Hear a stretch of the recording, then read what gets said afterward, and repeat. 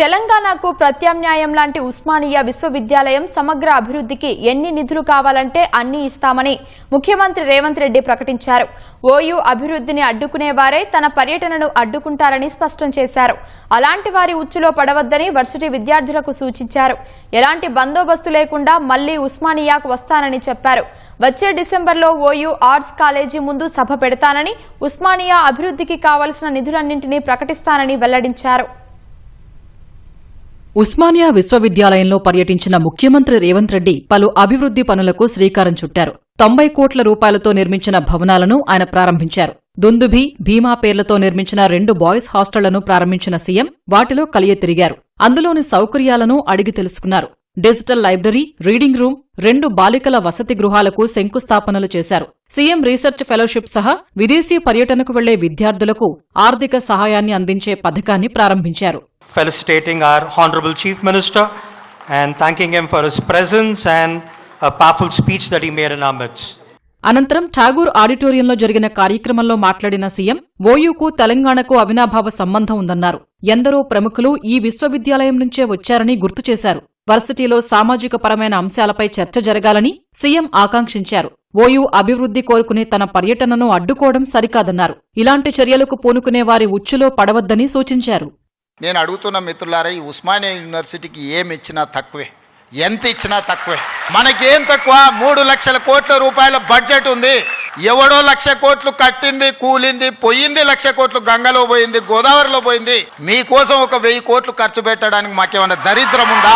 ఏం కావాలనో అడగండి, అడగకపోతే మీ పేదరికమే. అంచనాలను వేసుకుని ఏమేం కావాలనో చెప్పండి, అన్నిటిని ఇచ్చే బాధ్యత నాది. మళ్ళీ నేను వస్తా. మా వీసీ గారికి, మా పోలీస్ సిబ్బందికి చెప్తున్నా, ఆ ఎల్ల నేను వచ్చిన రోజు క్యాంపస్ లోపల ఒక్క పోలీసు కూడా పెట్టకండి. ఏ విద్యార్థులు ఏ నిరసన అయినా తెలపనియండి. నిరసన తెలిపే స్వేచ్ఛ కూడా వాళ్ళకి ఇద్దాం.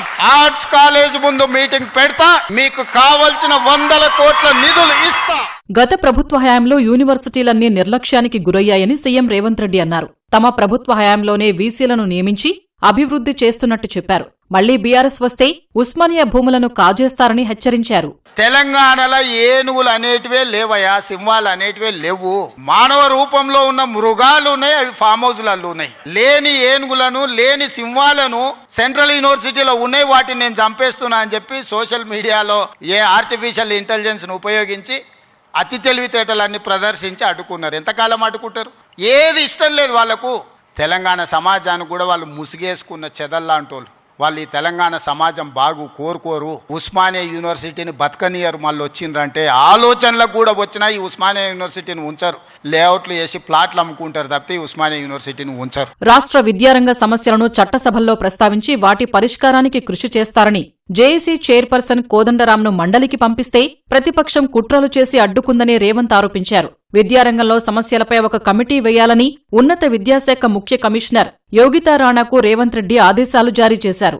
ఇవాళ ప్రొఫెసర్ కోదండరాం గారిని ఎమ్మెల్సీగా చేసినాం. ఎందుకు? మీ సమస్యలు విని చట్టసభలలో ప్రస్తావిస్తాడని. కుట్ర చేసి సుప్రీంకోర్టుకి వెళ్ళి కొట్టేపించారు. ఏం పైశాచికానందమేది, ఏం శునకానందం? సార్ ఒక్కడు ప్రొఫెసర్గా ఉంటే తప్ప, ప్రొఫెసర్ గారు ఎమ్మెల్సీగా ఉంటే తప్ప? మీ ఇంటిల్లి పాది మంత్రులు ఉండొచ్చు, ముఖ్యమంత్రి ఉండొచ్చు, ఎమ్మెల్సీలు ఉండొచ్చు, ఎంపీలు ఉండొచ్చు, అన్ని మీ కుటుంబం ఉండొచ్చు. కానీ పొలిటికల్ చేసి చైర్పర్సన్ గా పనిచేసిన కోదండరాం గారు ఒక ఎమ్మెల్సీ ఉంటే మీ దుఃఖమేందని అడుగుతున్నా. నేను మళ్ళీ చెప్తున్నా, సార్ 15 రోజులు మళ్ళీ ఎమ్మెల్సీకి పంపుతాం. ఎవడడ్డం వస్తాడో చూద్దాం. విద్యారంగానికి తొలి ప్రాధాన్యత కల్పిస్తూ ముఖ్యమంత్రి ఇస్తున్న ఈ అవకాశాన్ని విద్యార్థులు అందిపుచ్చుకుని పైకి ఎదగాలని ఓయూ ఉపకులపతి కుమార్ మొలుగరం పిలుపునిచ్చారు.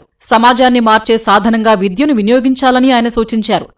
ప్రస్తుతం జాతీయ న్యాక్ ర్యాంకింగ్లో ఓయూకు ఉత్తమ ర్యాంకు సాధించే పనిలో ఉన్నాం. ఇందుకోసం ఉస్మానియా విశ్వవిద్యాలయం ఐక్యూఎస్సీ విభాగం అవిశ్రాంతంగా పనిచేస్తుంది.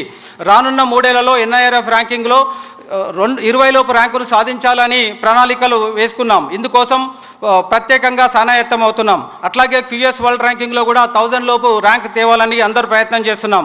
యూనివర్సిటీ నైపుణ్యాభివృద్ధి కేంద్రంగా తీర్చిదిద్దాం. ఓయూలో చదివే విద్యార్థులకు సమగ్ర శిక్షణతో విస్తృత ఉద్యోగ ఉపాధి అవకాశాలు లభించేలా చూస్తాం. తమ విశ్వవిద్యాలయంలో పరిశోధనలకు ప్రాధాన్యత ఇస్తున్నామని, ప్రపంచ స్థాయి ర్యాంకింగ్ కోసం కృషి చేస్తున్నామని వీసీ తెలిపారు.